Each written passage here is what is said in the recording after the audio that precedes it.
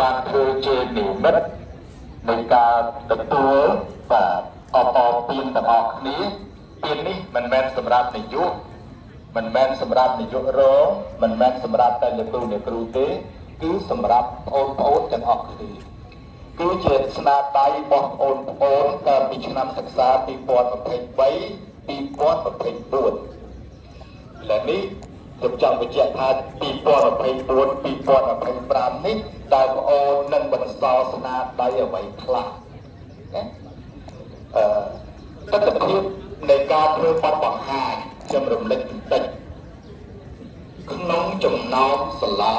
ដែលគេរើសជាសាលាគោលដៅខ្ញុំមិនបាច់គិតដល់ទូទាំងប្រទេសទេខ្ញុំគិតត្រឹមតែ9សាលាដែលគេយកទៅប្រកួតប្រជែងវិទ្យាល័យហ៊ុនសែនអស់ស្នួលអន់ជាងគេបំផុតសោយថតគេសោយខ្លួនឯងមែនគេសោយតាមណាកាមេរ៉ាមែនអាគារចាស់ទាំងអស់អត់តែអាគារថ្មីវិទ្យាទេសូម្បីខ្លោងវាក៏វាអត្តខត្តជាងគេដែរណាអត់ដូចគេសាលាតែខ្លោងវាបងមើលក្នុងខ្ញុំតែតែបោះនៅក្នុងផ្ទៃសាលាបង្ហាញពីទស្សនវិជ្ជាក៏រត់ទៅជាការតម្រង់ជួរក៏យើងទទួលស្គាល់ថា